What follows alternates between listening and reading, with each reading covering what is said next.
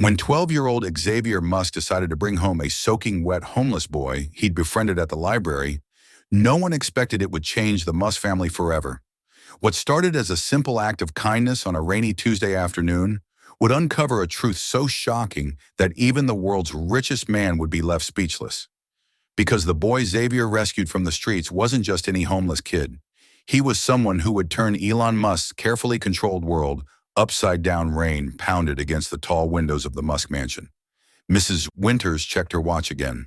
It was 4:15 p.m., and Xavier was late, unlike his brothers and sisters. 12-year-old Xavier Musk hated being picked up from school in fancy cars. He said walking helped him think.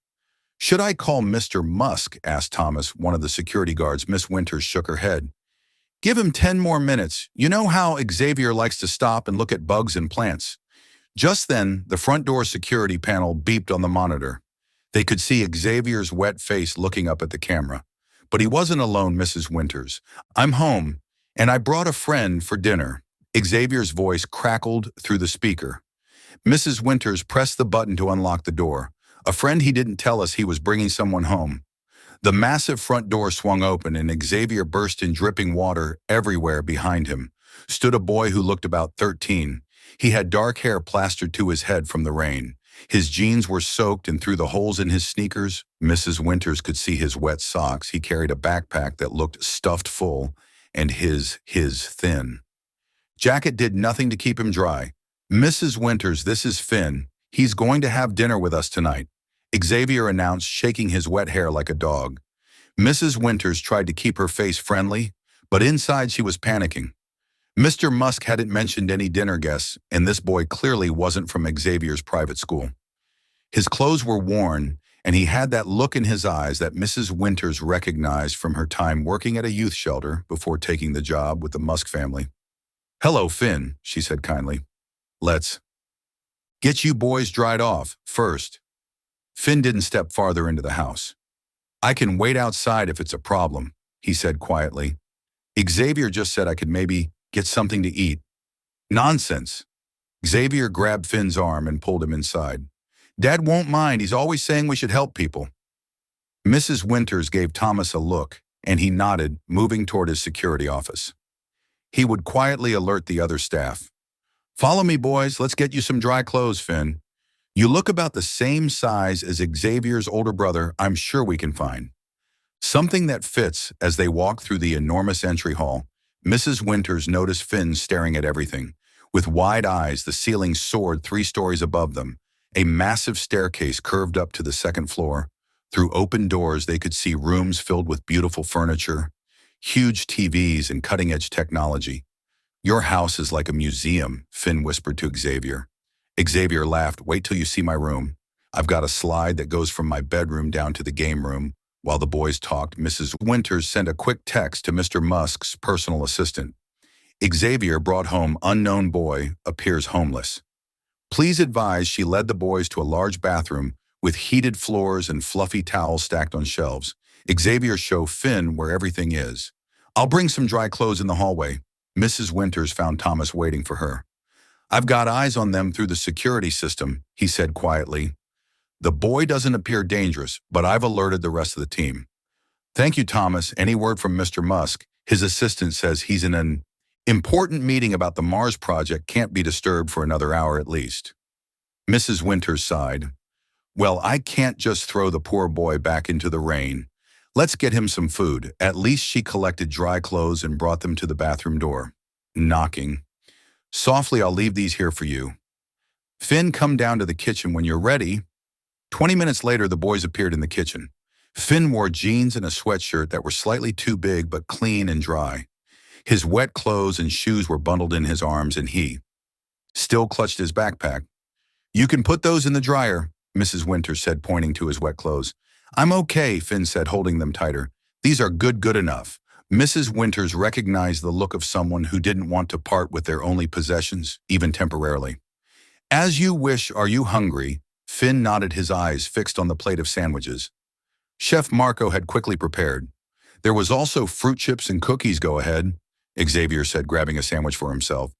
"Chef Marco makes the best food ever." Finn picked up a sandwich carefully and took a small bite. Then, as if he couldn't help himself, he took 3 huge bites in a row.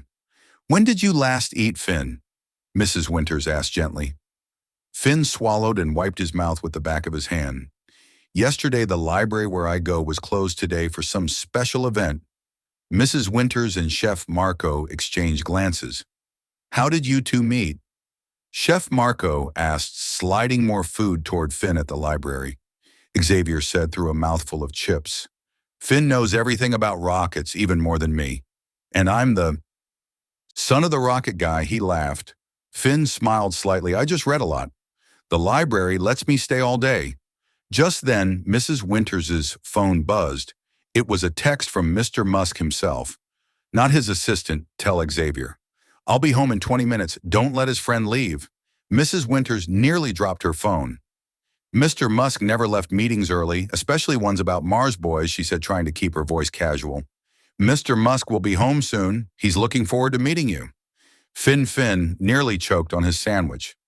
"Elon Musk is coming here now." Because of me, his face went pale. "Maybe I should go. I don't want to cause trouble." "No way." Xavier grabbed Finn's arm. "Dad wants to meet you. He never wants to meet my friends. This is so cool." Mrs. Winters watched as the kitchen staff tried to look busy while stealing glances at Finn. Word had spread quickly through the mansion about the unexpected guest. Everyone was curious about the boy who had somehow caught Xavier's attention, and now apparently Elon Musk's, as well as they waited for Mr. Musk to arrive. Mrs. Winters wondered what had prompted him to rush home in all her years working for the family. She had never seen him change his schedule for something like this. The minutes ticked by slowly, and then they heard it, the quiet hum of an electric car pulling into the garage. Mr. Musk was home. The kitchen fell silent as footsteps approached. Finn stared at the doorway, his half-eaten sandwich forgotten on his plate. Xavier bounced on his toes, excited to introduce his new friend. Mrs. Winters smoothed her apron and stood up straighter. Everyone in the Musk household knew that their boss valued efficiency and disliked wasted time. Whatever had brought him home early must be important, but when Elon Musk appeared in the doorway, he didn't rush in with his usual hurried energy. Instead, he paused, his eyes moving from his son to the unfamiliar boy sitting at his kitchen counter. Dad Xavier ran to his father. "You're home early. This is Finn, the friend I was telling you about, the one who knows all about rockets." Elon placed a hand on Xavier's shoulder, but kept his eyes on Finn. "Hello." "Finn, I hear you're joining us for dinner tonight." Finn stood up quickly, nearly knocking over his stool. "Sir, Mr. Musk, I didn't mean to cause any trouble. Xavier just said I could get something to eat, but I can go now." He reached for his still damp backpack. "No need," Elon said, his voice surprisingly gentle. "Finish your food. Mrs. Winters, could you prepare the blue guest room, please, and perhaps find some more clothes that might fit our visitor?" Mrs. Winters blinked in surprise. Of course, Mr. Musk. Right away, as she left the kitchen, she heard Elon asking Finn about what books he'd been reading at the library. The tension in her shoulders eased slightly. Whatever was happening, at least Mr. Musk wasn't upset about the unexpected guest in the blue guest room. Mrs. Winters turned down the bed and placed fresh towels in the adjoining bathroom through the mansion's security system. She could hear the conversation continuing in the kitchen. Mr. Musk had moved from books to asking about Finn's favorite subjects in school. "I haven't been to school in a while." Finn admitted, his voice was so quiet, Mrs. Winters had to strain to hear it through the monitor. "Since when?" Mr. Musk asked. "Since my grandma died about 3 months ago." There was a pause. "And where have you been staying since then?" Mr. Musk's voice remained, even not revealing any emotion. "Different places." Finn said vaguely, "I found a good spot in Oakwood Park, where the security guards don't check much. There's this hollow behind some bushes where I can put my sleeping bag." Mrs. Winter stopped arranging pillows and listened more closely. "What about other family, Mr. Musk?" "Ask parents. My mom died when I was 6, never knew my dad, grandma was it, and no one from social services came to help when your grandmother passed away." Finn's voice hardened slightly. "They wanted to put me in a group home. I heard stories about those places from kids at school, so I just didn't go with them. I took what I could carry and left before they came back." "That must have been scary." Xavier said, his voice full of awe. Not as scary as going someplace where I didn't know anyone.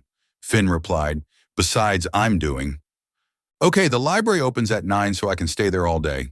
They have bathrooms where I can wash up and there's a water fountain.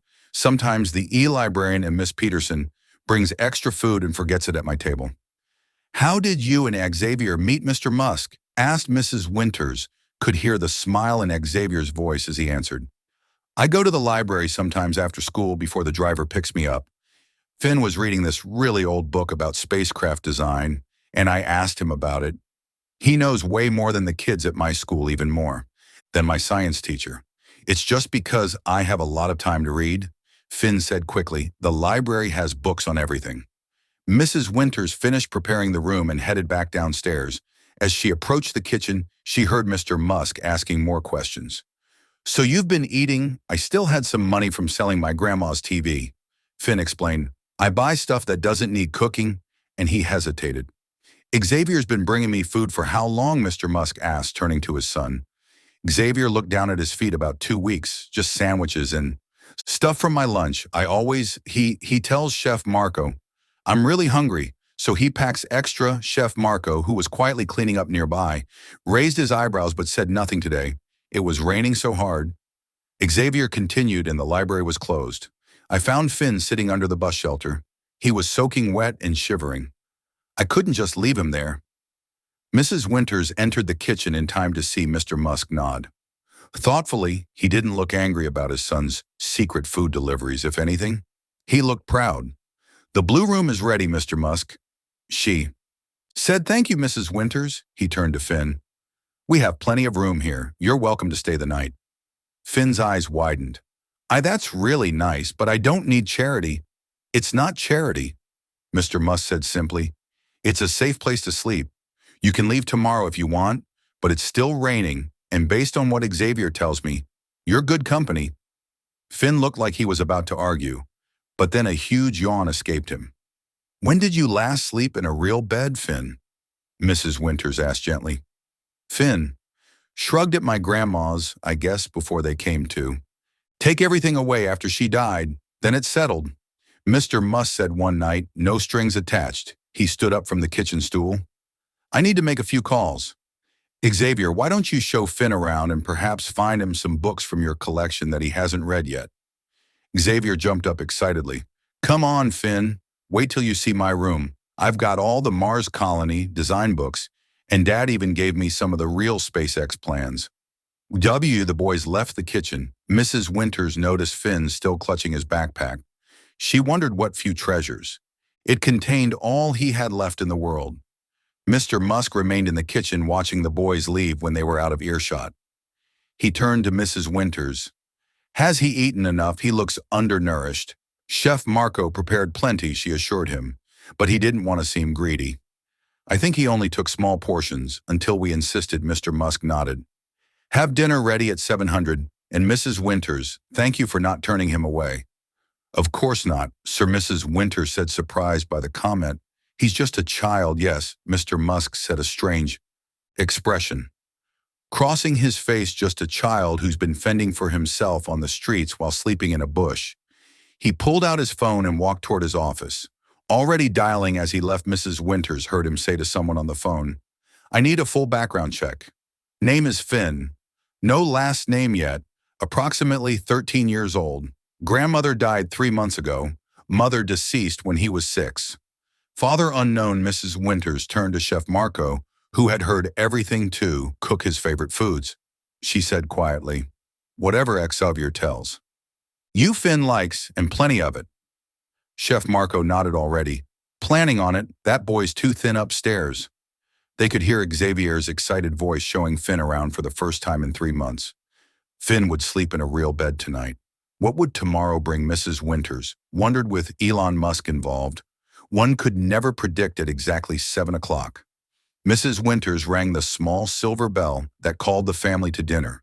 Usually Mr. Musk ate in his office or lab, too busy with work to join his children, but tonight was different. He was already seated at the head of the long dining table when Xavier and Finn came downstairs. The other Musk children, 2 older and 1 younger than Xavier, looked curiously at Finn as they took their seats. They had heard whispers from the staff about the strange boy their brother had brought home. "Everyone, this is my friend, Finn Xavier," announced proudly. "Finn, these are my brothers and sister."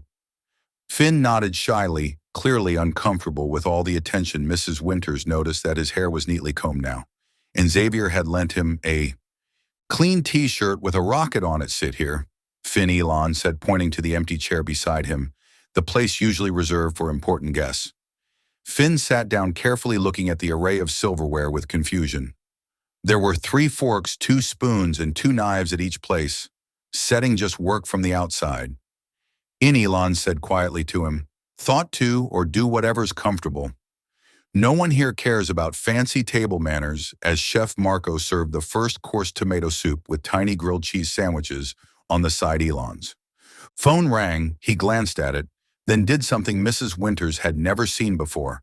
He turned it off completely and put it away. "So Finn," Elon said as they began eating, "Xavier tells me you're interested in aerospace engineering." Finn nearly choked on his soup. "I just read about it, sir. I'm not really an engineer or anything. What specifically interests you about it?" Finn hesitated, looking down at his bowl. "Probably how rockets have to be perfectly balanced too. Heavy on one side and the whole thing fails. Everything has to work together." "Just right." Elon nodded thoughtfully. "Balance is essential in engineering and in life." The older children exchanged confused glances. Their father rarely spoke this way, especially not to someone he had just met. "What else do you like to study?" Elon asked as Finn began talking about the books he had read, from astronomy to physics to science fiction. He gradually became more animated, his shoulders relaxed, and his voice grew stronger by the time Chef Marco brought out the main course, fried chicken with mashed potatoes and green beans. Finn was explaining a theory about efficient fuel consumption that he had developed from his reading that's actually quite similar to what we're working on at SpaceX. Elon said, looking genuinely impressed. "Really?" Finn's eyes widened. "I mean, it just seemed logical if you could recapture even a small percentage of the energy lost during combustion." "Exactly." Elon interrupted, reaching for a napkin. He pulled a pen from his pocket and began sketching a diagram. "What we're trying to do is this." Soon the dinner plates were pushed aside, and the entire table was covered with napkins filled with drawings and equations. Elon and Finn were deep in conversation about rocket propulsion systems, while Xavier tried to keep up. The other children had long since lost interest and asked to be excused. Mrs. Winters watched in amazement. In all her years working for the Musk family, she had never seen Elon so engaged with someone so young, not even his own children. It was as if he had forgotten everyone else in the room. "But wouldn't that create too much heat?" Finn was asking, pointing to part of a drawing. "That's the challenge," Elon admitted. "We're working on a new cooling system, but it's not quite there yet." Finn chewed his lip thoughtfully, then grabbed another napkin. "What if you tried something like this instead?" He sketched quickly, his thin hand moving with surprising confidence. Elon stared at the drawing, then at Finn. A strange expression crossed his face, something between shock and recognition. "That's innovative," he said finally, "very innovative. Where did you learn to think like this?" Finn shrugged. "Nowhere special, I just read a lot." "And the think about things." Elon studied him silently for a moment. "Dad." Xavier interrupted, stifling a yawn. "Can Finn see your personal workshop, the one with the cool prototypes?" Mrs. Winters tensed. No one was allowed in Mr. Musk's private workshop, not even most of his engineers. To her surprise, Elon nodded. "Tomorrow." "Perhaps it's getting late now." He turned to Finn. "Would you like to see it?" Finn's eyes lit up. "Yes, sir, very much." Then it settled. Elon gathered up the napkins with their drawings. "I'll keep these. Some of your ideas are worth exploring further." Finn blushed clearly, not used to praise from adults, certainly not from someone as famous as Elon Musk. "Mrs. Winters," Elon said, standing up, "could you show Finn to the blue room and make sure he has everything he needs for the night?" "Of course, Mr. Musk." She stepped forward.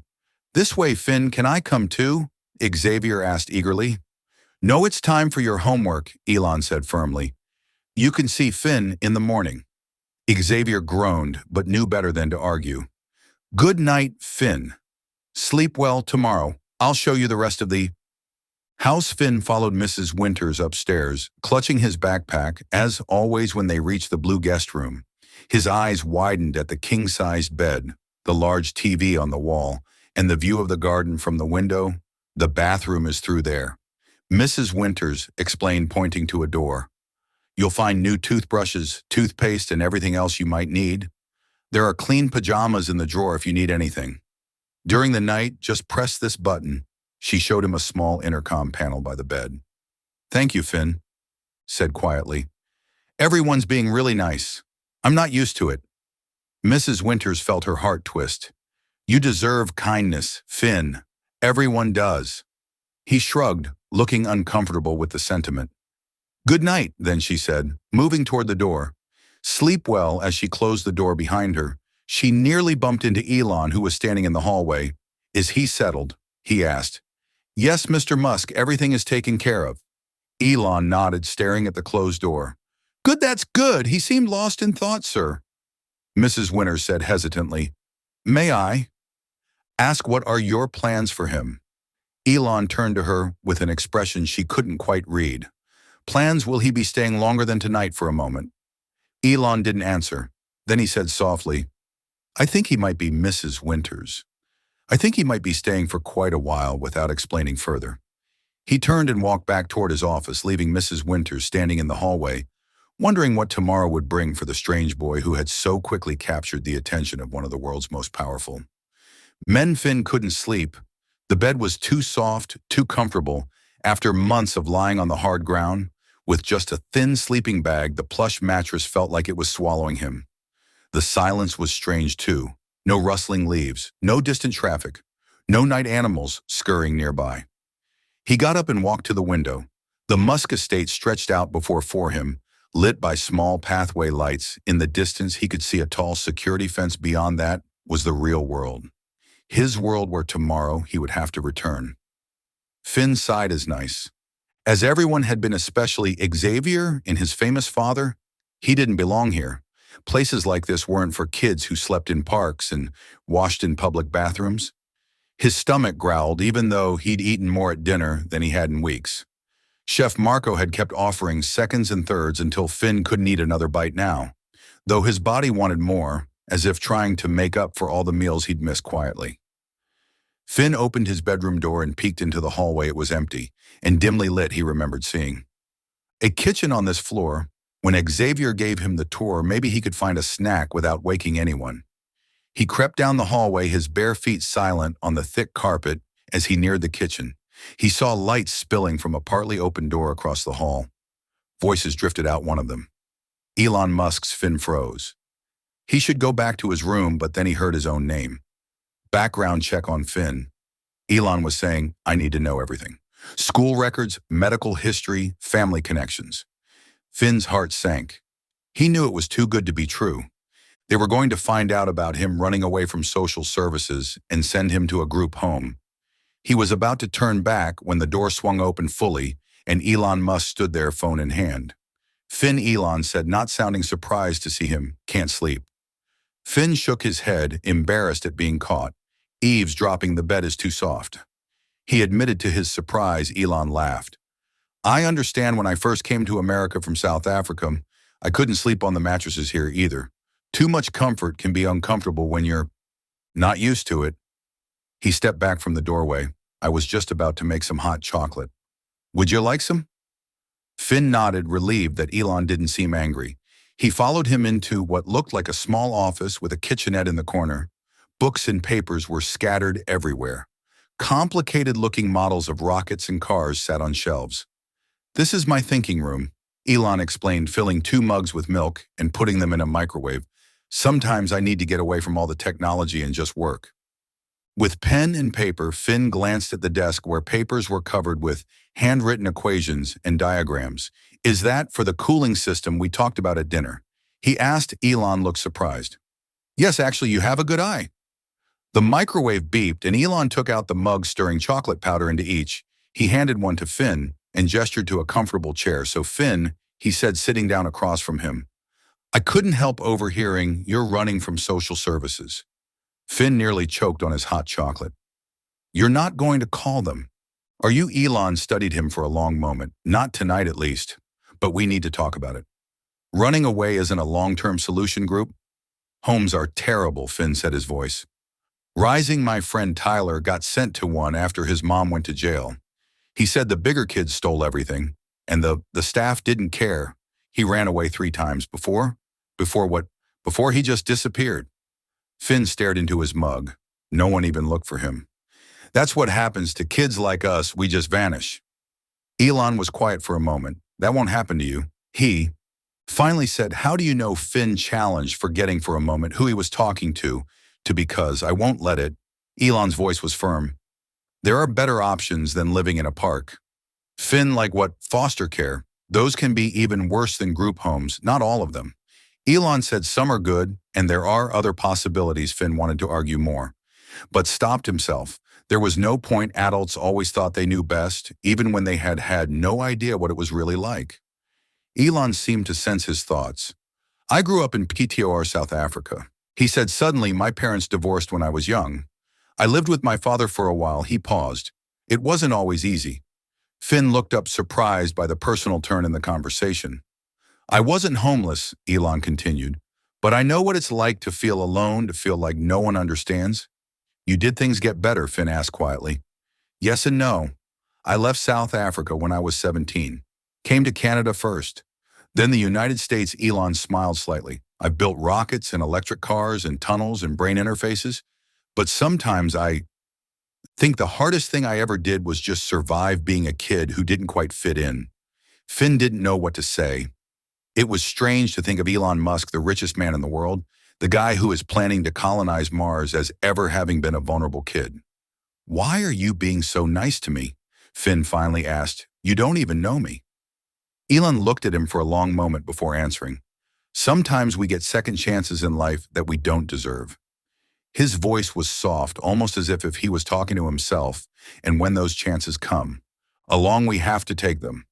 Finn wasn't sure what that meant, but before he could ask, Elon stood up. It's late. Try to get some sleep. Tomorrow is going to be an interesting day. As Finn walked back to his room, warm from the hot chocolate and the conversation, he wondered what Elon had meant by a second chance and who exactly was getting it. Finn, or Elon himself. Finn woke to sunlight streaming through windows, much larger than any he'd seen before. For a moment, he forgot where he was. Then yesterday's events came rushing back.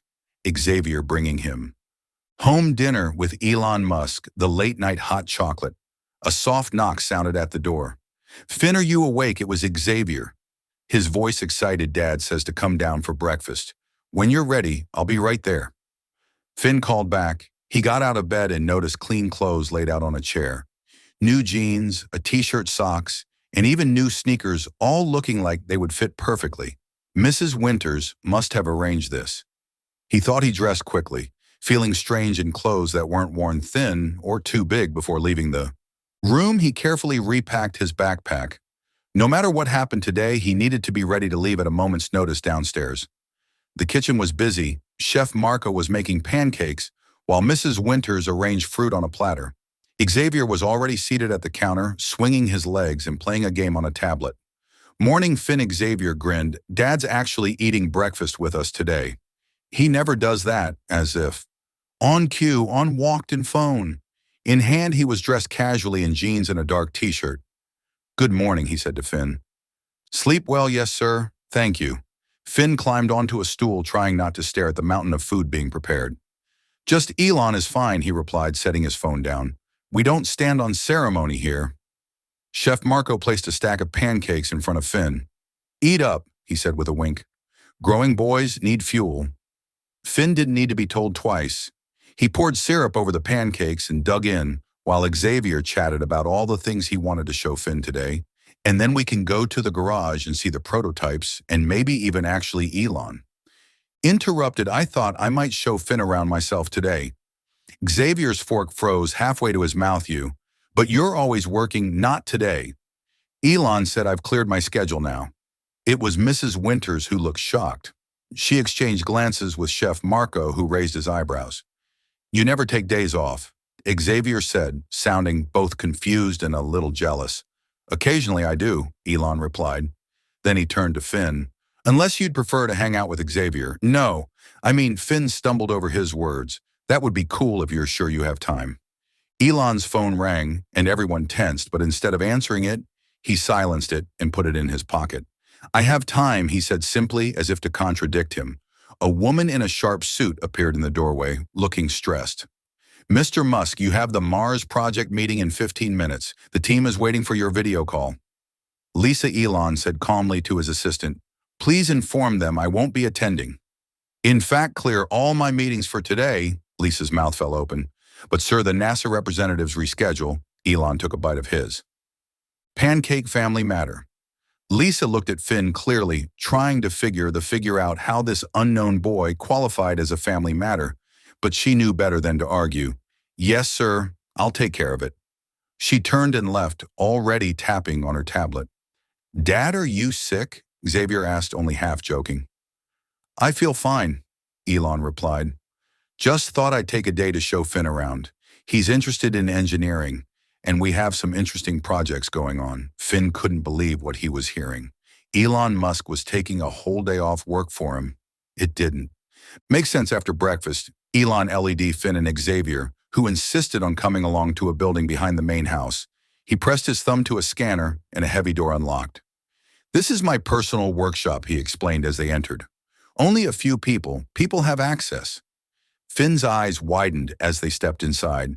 The space was enormous, filled with machinery, computers, and half-built prototypes. One wall was covered with touchscreens displaying data and designs. Another held tools of all sizes and types. Wow, Finn breathed, this is where I come to work on ideas that aren't ready for the companies. Yet Elon said, sometimes the best happen in private, away from committees and investors. He walked Finn through the workshop, explaining different projects. There was a new type of solar panel, thinner and more efficient than anything on the market. A strange helmet that Elon said could read brain signals. And in the center of the room, a large model of what looked like a city under a dome. Is that Mars? Finn asked, leaning closer. Elon nodded. A potential design for the first permanent Mars colony. What do you think? Finn studied it carefully. Where's the water processing? He asked for a colony that size. You'd need massive filtration and recycling. Elon's eyebrows shot up. It's underneath in this section. He pointed to the base of the model. Most people don't immediately think about the water systems. It's the most important part. Finn said, you can survive weeks without food, but only days without water. He paused, then added quietly, I learned that pretty quick on. A shadow crossed Elon's face for a moment. He looked like he wanted to say something serious, but then Xavier jumped in. Dad, can we show him the mini rockets? Of course. Elon LED them to another section of the workshop where small rocket models were displayed. These are scale replicas of every rocket I've ever built, from the earliest designs to what we're working on now. For the next several hours, they explored the workshop. Elon explained complex engineering concepts in simple terms, and Finn asked questions that even Xavier didn't.